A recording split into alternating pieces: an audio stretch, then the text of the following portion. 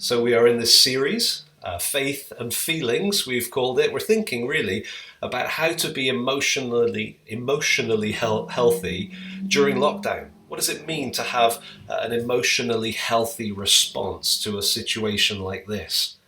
And what we've said so far is that feelings are there to indicate a deeper reality and to prompt us. Okay, so we've used the analogy of the dashboard on a car, the various lights and indications and so on, the signals that are there on the dashboard. Those are a little bit like our feelings. And so when you're driving your car, you allow those things to prompt you. Every one of them means something deeper than just a light bulb has gone on. If you have a petrol pump appear, it means that you've got to get some petrol in your car fairly soon. If it starts flashing, then there is nothing more important than getting to a petrol station. You've got to act based on what it's communicating to you. If you get what else could you have? Perhaps the check engine light. My good old friend, I keep seeing it. Check engine light means something's not right, and I need to go yet again to the mechanic to find out what's going on. The lights that are there indicate a deeper reality and prompt us to connect. That's what we've said all the way through. And I suppose the two mistakes that we could, in theory, make with our cars, we tend not to, but we tend to make those mistakes in life. Let me explain. That it would be a bit weird, wouldn't it, to be driving your car and thinking, I don't need my dashboard, I'm such a good driver, I can ignore what is there, so that when the lights come on, you put masking tape over and cover them because you don't need them. To treat them as having zero significance in your driving would be a little bit weird. Equally, to drive as if everything depends on those lights, like nothing else matters, I'm only living for such and such an indication on my dashboard. Let's say, for example, that I love speed. And anything less than 50, 60 miles an hour is just too slow. And so I basically drive with my head through the wheel looking for 60, 70, 80, 90, whatever. You'd think I was mad. In fact, you'd probably know that I was dead if I did that. Because you cannot drive ignoring the dashboard, nor can you drive as if the dashboard is everything. And people don't do either in their cars, but we do both in our lives. We drive our lives, some of us, as if feelings are completely irrelevant. They can be suppressed, they can be ignored, they don't matter, just going to masking tape them away. Others, maybe different generation, maybe different temperament, maybe different background, others of us maybe live as if certain feelings are everything. And so we'll do whatever we can to promote and protect and perpetuate specific feelings in life. That also is not a good way to live. And so what we're thinking about is recognizing that the emotions that we have are not nothing and they're not everything. They mean something. And they are there to prompt us to act, prompt us to connect. And so we've thought over the past few weeks now, Mike spoke to us about anxiety, and when the light of anxiety is flashing, it means that below the surface there's a deeper reality of a fear that is significant and is affecting us. Last week we thought about loneliness and how the feeling of loneliness is there to prompt us to reach out and connect. Yes, with others, but ultimately with Jesus. He's the only one that can truly satisfy us in terms of our loneliness. And as Andy said already, today we're thinking about feeling flat. I've heard that so much in the last week or two. People that have said, I'm just feeling flat. Maybe you've said it. Maybe you've even said these words. I don't know what it is. I'm doing less than normal, but I'm feeling so much more tired than I normally do. I've heard that from neighbors, I've heard that from friends, I've probably said it myself, feeling flat. Well, first of all, I think it's important that we recognize that feeling flat in these circumstances makes all the sense in the world. When you're going through life and you hit a crisis, that crisis generates a huge emotional response. It generates maybe fear for some, excitement for others. The adrenaline is up, and we're kind of in hyper mode. Maybe you remember the early days of lockdown. Checking the news app every 30 seconds, checking the latest figures on the meter of the progression of the virus. And that can last for a while, but it cannot last forever. And so once the adrenaline drops, what tends to happen is that we will enter into a flat phase, a phase where our motivation has dropped. Maybe you feel it as your creativity or your initiative is low. Maybe you just feel your energy is down. Whatever it is, that feeling of low motivation, low energy, just kind of feeling flat, just feeling blah. That is a normal feeling. Okay, that's what we're going to talk about. We're going to talk about that flatness that we feel as humans. I'm going to call it conscious flatness. Conscious flatness. We feel flat. And we're conscious of it. We are aware of it. We probably don't like it. We probably have commented about it precisely because it isn't something that we recognize to be healthy or normal. And here's what we're going to do. We're going to think about that flatness and say, okay, what is the typical human response? And we'll go through some typical human responses. And then we'll say, okay, but what does the Bible invite us to? What would be an emotionally healthy way for us to respond to those feelings of flatness? And we're going to look at a couple of Bible passages to do that. Now, before we do what I just described, before we say, okay, what's a typical response? And then let's turn to our Bibles for some helpful input on this. I want to just take a few minutes just to kind of step sideways and say, hang on, there's another category of flatness. And in a sense, I'm not preaching about this one, but I just feel that I really want to flag it for us because in a way, the response is going to be the same. And it's what I'm going to call unconscious flatness. Okay, so what I just described before, that kind of low energy, not feeling so great about everything, just like Andy said, just tired of this now, just want it to be over. That is a conscious flatness. But what's an unconscious flatness? Let me give a car analogy. Since we're using the dashboard, I'm going to use a different part of the car and use a car analogy. If I pull out of Morrison's supermarket car park and pull across the roundabout onto the road opposite and just get a little bit of speed going, I can press the clutch down, and with the clutch down I can roll from essentially Morrison's all the way down through my neighbourhood, going over speed bumps, and I can make it onto my drive. Okay, I can literally go from Morrison's to my drive with my clutch down. Now, in the old days, you could just turn the engine off. My dad is probably feeling some feelings of nostalgia, the idea of turning the engine off and just coasting downhill, saving, of course, money on fuel, which was the big motivation. You can't do that anymore because your steering seizes up and your brakes don't work, but you can put the clutch down. Now, if I was to do that in a driving test, I would absolutely fail. Because technically, it's not a good idea. You see, when the clutch is down, the engine is disengaged. And a few things happen. Your steering responds differently. Your brakes get overworked if they're needed. There's a whole host of things that are not quite as they should be with the clutch down. And perhaps most importantly, the car sounds quieter. The rolling feels so natural in a sense, and you can be lulled into a false sense of security. They call it coasting. And you coast in a driving test, you're going to fail. Coasting works when two things are in place: previous momentum and present circumstances. With my example in the car, the previous momentum is generated if I leave Morrison's and kind of get my speed up a little bit. The present circumstances are that it's all downhill from there on.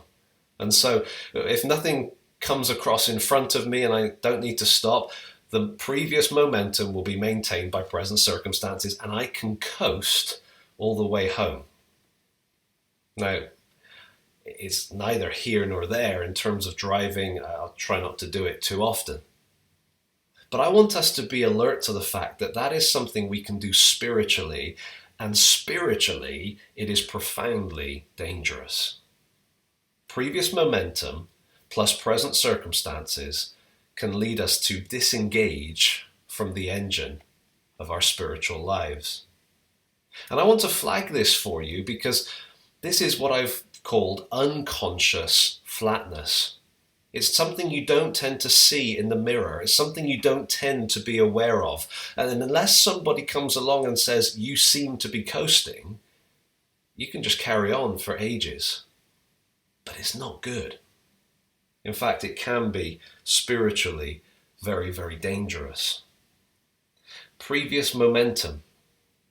Maybe you think back to a time where you were loving the Bible, enjoying church, enjoying listening to worship music. You were, being fed by books and podcasts, whatever. But maybe the key part of that description is that you look back to it. It's not a present energy. It's not a present dynamic reality. It's a past spiritual high, if you like. And in the present, well, the present just needs to be a little bit downhill, right? It just needs to be perhaps a little bit easy. Let's say you haven't got 2 hours of commuting like you normally have. So there's spare capacity. Life feels just a little bit easier. Or maybe you're on furlough or on break and there's no actual work and life is quite a bit easier. You see, that's where it's a danger for us, is that we can look back to a past momentum and we can be in the midst of circumstances that for some of us aren't particularly trying. And the danger is that we just coast. Just like in a car, it almost feels better. It's like the engine noise is lower and there's this false sense of security. Everything's going well. The world's in turmoil. I'm doing okay. But below the surface, there's a flatness there that we're not even recognizing. Let me just ask you, take stock of that. Let me ask you this. Are you coasting? Are you at a place in your life where your forward momentum is coming from previous momentum, that it's only favorable circumstances that are allowing you to feel good about life, and actually you're not feeling that great if you're honest with yourself? If that's where you're at, then everything I'm about to say relating to conscious flatness, you need to think about for unconscious flatness or subconscious flatness. You need to face it, because it's not an answer to just keep rolling forward. It's in fact quite dangerous. So, back to the message.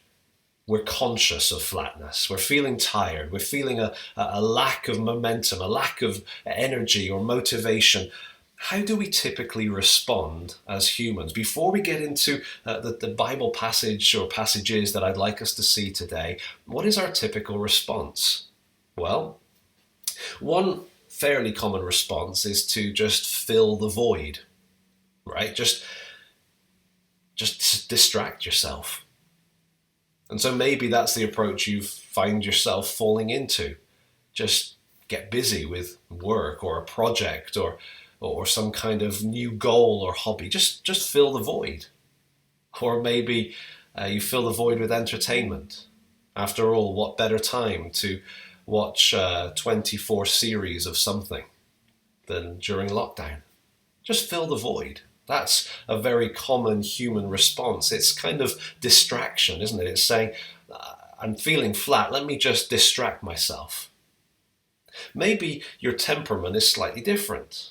Maybe your response is to beat yourself up, to berate yourself and criticize yourself, to kind of crack the whip on yourself and say, come on, Peter, you've got to do better. Come on, get up, go harder, go stronger, make more of an effort.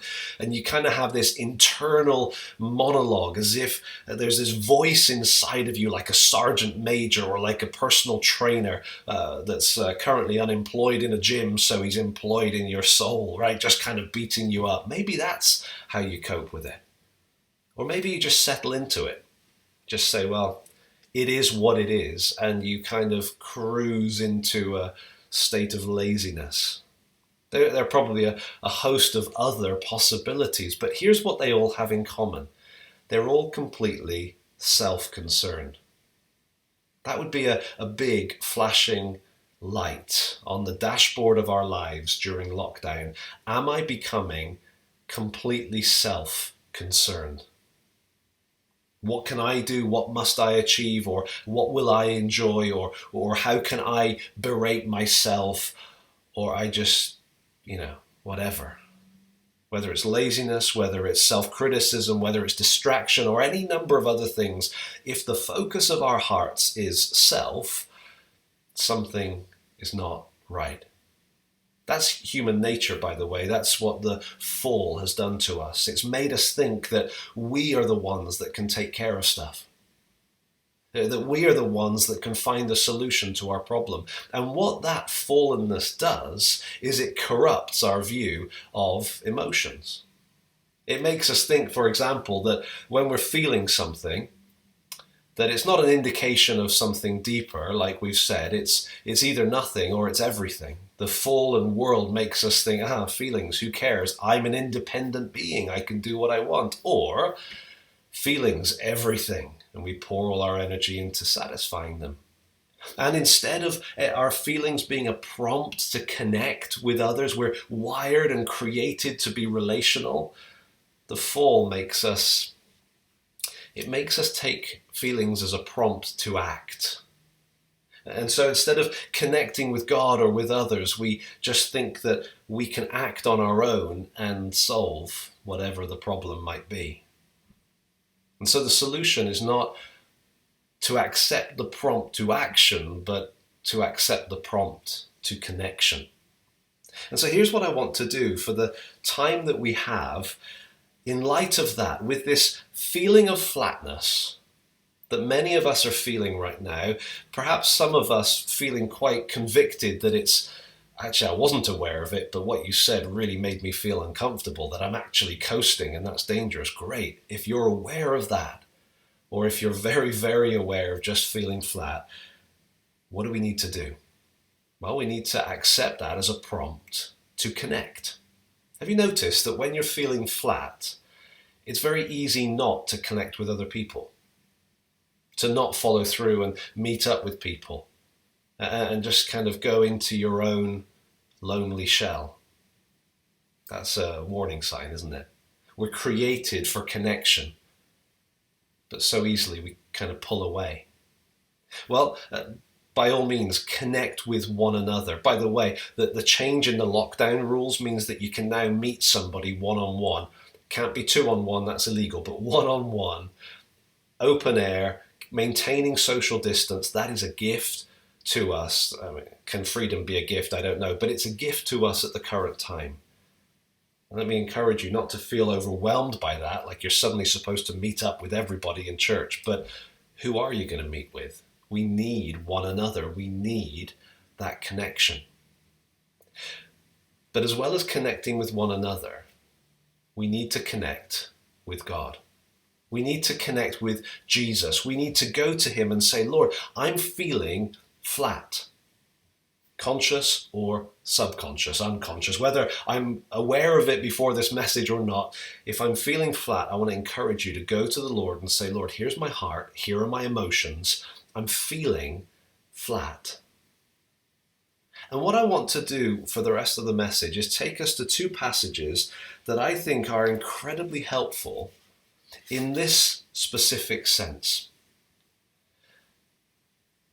They can give us confidence that when we take our emotions, when we take our heart and we bring it to Jesus, we can have confidence in how he will handle us. Okay, so even if nothing else I say is relevant, what I want us to see, I hope it is, but what I want us to see in these passages is, wow, that's a Jesus I want to approach. That's a Jesus that I'm willing to trust with my feelings, with my flatness, with my struggle, with my coasting, whatever my feelings may be. If he's going to treat me like that, here I come. That's my goal. And so I want us to go to an Old Testament passage very briefly, then to a New Testament passage more where it's fleshed out. Okay, so Old Testament passage, Isaiah chapter 42. Isaiah 42, the first 4 verses. These are verses that are describing the anointed servant of the Lord. It's describing Jesus. Okay, the Father is speaking and he's talking about having put his spirit upon this person. And 3 times in these first 4 verses, we're told that he will bring forth justice to the nations. That's quite impressive. He will bring forth justice. He will establish justice in the earth. At first glance, it can feel like this person is going to be a powerful, tough on crime, ready to beat down every, just a really tough global chief of police. But then you look more closely and you realize that his character and his way of dealing with people is so much different than we would expect in light of how great his project to establish justice actually is. Notice in verse 2 that it says he will not cry aloud or lift up his voice or make it heard in the street. He's not a show-off. He's not full of himself. He's not drawing attention to himself at all times. He's not trying to make everybody think about him. That's not his personality or character at all. You've probably noticed that leaders who are like that tend to put a lot of us off and make us think, I can't approach him. But Jesus isn't like that. And then in verse 3, we're told how he deals with others, specifically how he deals with those who are feeling weak, unmotivated, even hurt and broken. 2 lines, verse 3, a bruised reed he will not break, and a faintly burning wick he will not quench. Bruised reed. When you get a long stalk of grass and it's been kind of buckled in the middle, and then there's that kind of weakness there, the easiest thing in the world is just to snap it off. But that's not his approach. A faintly burning wick on a candle where it's barely glowing. Easiest thing in the world is to snuff it out and then later start again with a strong flame. But that's not the way he treats his people. And so if you're feeling weak, if you're feeling broken, if you're feeling just low on energy, unimpressive, you used to have a to-do list of 15 things every day, and now you have a to-do list of 5 things, and you're struggling to accomplish 2 of them. You just feel like, feel so flat, get so tired in the evenings, so unmotivated to get out of bed, so unimpressive. Jesus does not break people like you. He doesn't quench and just start again. He tenderly cares. He is able, he is the expert at taking just the faintest glow of spiritual heat and fanning it into flame. That's exactly the kind of person that you want to bring your heart and your feelings to when you're feeling flat and weak and empty and unimpressive. Now, let's turn over to the New Testament and look at a passage where that truth is demonstrated vividly. John, again, last week we were in John 4. Let's go to the end of John, John chapter 21. I love John 21. I've been pondering this over the last few days as I've thought about how would Jesus respond to us if we were feeling flat. I think this is the passage that is going to give us a really good glimpse. A passage that can give us real motivation to draw near to him with our feelings or lack of them, and to trust him that he knows what he's doing with us. And by the way, These disciples that Jesus is dealing with in this passage, they were feeling flat. And as he deals with them, as he cares for them, we're going to find that what he communicates is also relevant, even though what we're looking at is how he communicates. John chapter 21, this is right at the end of the gospel. This comes a couple of weeks after that first Easter. All right, so the disciples were living normal lives, and then they followed Jesus for the most amazing 3-year period ever. I mean, it was incredible. But then things just came to a head, a crescendo, right? They went to Jerusalem, and it all seemed to go wrong. Jesus was arrested, and then he was tried, falsely accused and convicted, condemned. He was beaten, he was scourged, he was led out, and he was hung to die on the cross. And they were aware of all of that. They felt like their dreams, their aspirations, their ambitions, everything was finished. And scared, they fled and they hid behind closed doors. And then, on the third day, he rose from the dead. He told them he was going to do it, but they didn't see it coming. And so imagine the adrenaline surge of that. It's like adrenaline upon adrenaline. And now, instead of hiding for fear of their lives, they were, hiding for fear of their lives because Jesus was controversial. And if they were associated with him, they were in trouble. So the adrenaline was pumping. And then we come to John 21 and we discover 7 of the disciples are together back up in Galilee. They're away from Jerusalem. They're not hiding behind closed doors anymore. In fact, they seem to be kind of flat. That's the sense I get as I read this. They're there, the adrenaline has dropped, life seems to be returning to normal in a strange sort of way, but they don't really have motivation for much. They're kind of struggling. They're sort of low on initiative, low on creativity, low on motivation. And Peter, the leader of the pack, says, I'm going to go fishing. Back to what he knows. After he'd blown it with Jesus, after he'd made such a mess in Jerusalem, now he says, I'm just going to go fishing. Come on, boys. And they all get in the boat and they go fishing. I mean, this is one thing that he can do. And so we're told in verse 3, they went out, got into the boat, but that night they caught nothing. So frustrating. Caught nothing.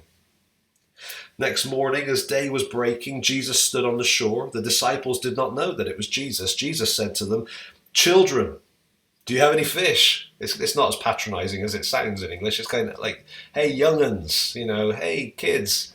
It's kind of endearing. It's friendly. Have you caught any fish? They said, no. And he said, cast the net on the right side of the boat and you will find some. And so they cast it, and now they were not able to haul it in because of the quantity of fish. I want you to notice how Jesus is dealing with his disciples here. He's dealing with them gently. He's dealing with them kindly. And he's saying some things, as we'll see, he's saying some things they really needed to know and be reminded of, but he's saying it in such a tender way. This is not, Jesus, the sergeant major, standing on the beach and berating them for going back to fishing.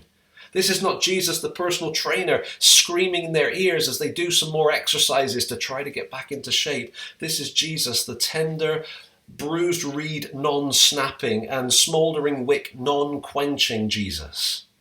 He knows that they're weak, and he handles them incredibly gently. And so they're pulling on this net, and it's full of fish, and I wonder how many seconds passed before they started looking at each other. Does this seem familiar to you? Haven't we been here before? Yeah, actually, we have. This is kind of like Luke 5, right? They wouldn't say that, but this is kind of like Luke 5 when Jesus first called us. Some of them in the boat were there on that day when Jesus said, go out, Peter, put your nets on the other side. And after catching nothing all night, he got a net full of fish, and Peter was blown away by that. And at that moment, it was kind of like a, whoa, wake up. And Jesus said to him, follow me and I will make you fishers of men. Well, now he's not in their face, because now they need the gentle version, just a gentle reminder, a little Deja vu. Hey guys, this is just like at the beginning when Jesus told us that we're supposed to be fishers of men. Wow. Well, as soon as they figured it out, John, verse 7, the disciple that Jesus loved, said to Peter, "It is the Lord." And when Simon Peter heard that it was the Lord, he put on his outer garment, for he was stripped for work. And this is one of my favorite phrases in the whole Bible. He threw himself into the sea. That's kind of fun. I like doing that on holiday. Just, he threw himself into the sea. And he goes on ahead to get to Jesus. And the other disciples came in the boat, dragging the net full of fish. Typical. Right, so they're all doing the work as Peter's rushing on ahead. And they got to land and they see this charcoal fire and there's fish on it and there's bread. Now, I'm not certain of the location, but I wouldn't be in the slightest bit surprised if they weren't right now at the very location where they had been a couple of years before when there were 5,000 men plus women plus children. And the disciples had been kind of like, whoa, what are we going to do? And Jesus said, feed them. And they said, with what? And he said, what have you got? And they said, well, this boy's got 5 loaves and 2 fish. And Jesus prayed and then gave it to them and they gave it out and they kept multiplying. And it was one of the great miracles, right? The feeding of the 5,000 plus. And at the end of it, they collected up the leftovers and they ended up with 12 baskets full of leftovers. That's more than we started with. You see, Jesus here, maybe in the exact same spot, has prepared them breakfast. Isn't that kind? Barbecued breakfast. It doesn't get much better than that. Barbecued fish and bread. I wonder if he's gently reminding them that, hey guys, remember how I provided miraculously before? I'm going to keep providing for you now and into the future. You don't need to panic. You don't need to think that it's back onto you.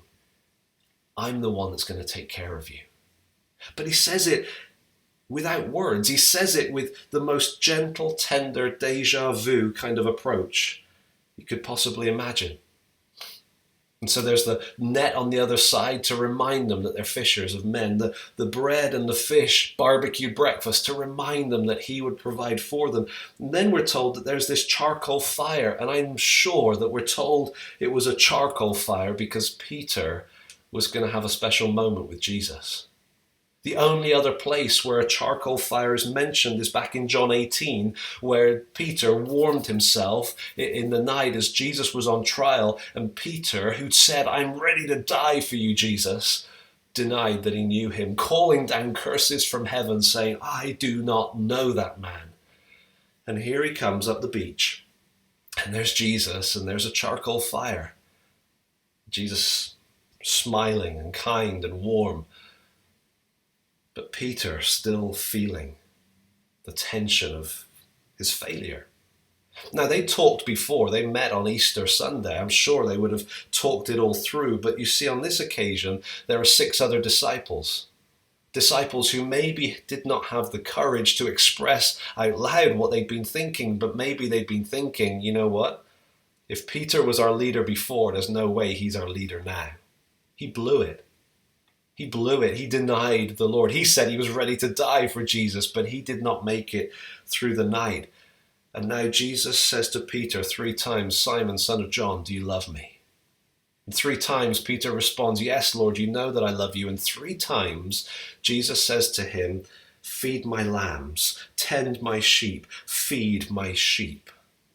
I don't think that's necessarily for Peter's benefit. I think it's for the 6 who are watching.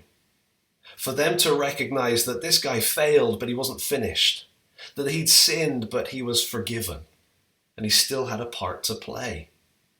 Now, the beauty of this whole scene here is that we're given something that I think is incredibly useful for us. When you're feeling flat and you're feeling low, you can lose sight of what it is you're even here for. And the disciples were certainly in that category, but they've been given a really gracious reminder. Fish and feed. Fish as in fishing for people, right? You're here so that others can get to know Jesus. You're here to tell others, to communicate, to befriend, to do whatever you can to help the message get out there. And if you can't meet someone, pray for them. Like all your energy can go into fishing, bringing people to Jesus, and then feeding them, helping them to grow. You see, it's totally selfless when they were tempted to become selfish. Fish and feed. There's so much more going on in this passage, but I just want us to notice one last detail. Because even though Jesus is dealing with them and communicating with them about life and ministry and action, he's getting them to remember what it was that he called them to. And even though he's doing it in such a kind and gentle and caring way, in a way that wouldn't snuff them, quench them, snap them, or break them, he's not holding back either. Notice verse 18. He says to Peter, after telling him to feed my sheep, he says, "Truly, truly, I say to you, when you were young, you used to dress yourself and walk wherever you wanted. But when you are old, you will stretch out your hands and another will dress you and carry you where you do not want to go." Verse 19 makes sense of that for us. This he said to show by what kind of death he was to glorify God. Peter had said, "Jesus, I'm ready to die for you. I'll never leave you." And he didn't make it through the night. But now Jesus says to Peter, you're going to get what you said. You're going to get the opportunity to not only live for me, but to die for me. And he gets told that it's when he's old. Peter gets a 3.5 decade warning of how he's going to die. I don't know if I could cope with that. How would you live with that? How would you live knowing that when I get older, I'm going to be dressed for execution and my arms are going to be stretched out and I am going to face crucifixion, just like Jesus? So Peter lived with that. And the amazing thing is that as far as we know, I'm sure he wasn't perfect, but as far as we know, he fished and he fed faithfully for the next 35 years until he was killed in Rome under the oversight, or whatever you want to call it, of Nero. 35 years of fishing and feeding, following faithfully to his finish line. How could he do that? Well, Jesus clarifies right at the end of verse 19. He said, after saying this to him, he said, "Follow me." Eyes on me, Peter. That's how you're going to make it. Follow me. Next thing we know, they're walking along the beach and John's there and Peter says, "What about him?" And Jesus says, "What about him? Even if I want him to remain alive until I return, that's none of your business. You follow me." That's quite a powerful thought, isn't it? That here we are, like the disciples, perhaps feeling a little bit flat. And yet Jesus, with all the tenderness and all the care and all the ability that he has to fan into flame something that is smouldering and almost dying out, he is able to get us refocused. That we're here to fish, to tell others about Jesus. We're here to feed, to build up the church. And even if we can't meet anybody, we can pray for those things. We can give to those things. We can make our life's passion fishing and feeding and following faithfully to the finish line. How do we do that? Well, don't turn in on yourself. Don't look to your own ability. Don't look to your own distraction techniques. But instead, keep your eyes fixed on Jesus. And whether you're on the Peter path heading towards an unnatural early death, or whether you're on the John path, you're going to grow old and die of old age, either way, the challenge is still the same. How will you follow faithfully? Simple answer: keep your eyes on Jesus. Isn't it a wonderful thing that the one that we follow is so incredibly tender and careful with us? And so there's my question, really. As we come to an end, is he the kind of person that you're prepared to trust with your heart? That you're prepared to trust with your emotions, with your flatness? And say, "Lord, here I am. Please fan this into flame. Please do for me what you did for those disciples. to lift me, to get me back on track, and to get me really following you effectively and in a focused way, making a difference, because that's what God wants for all of us. He understands our flatness, but he doesn't want to leave us there.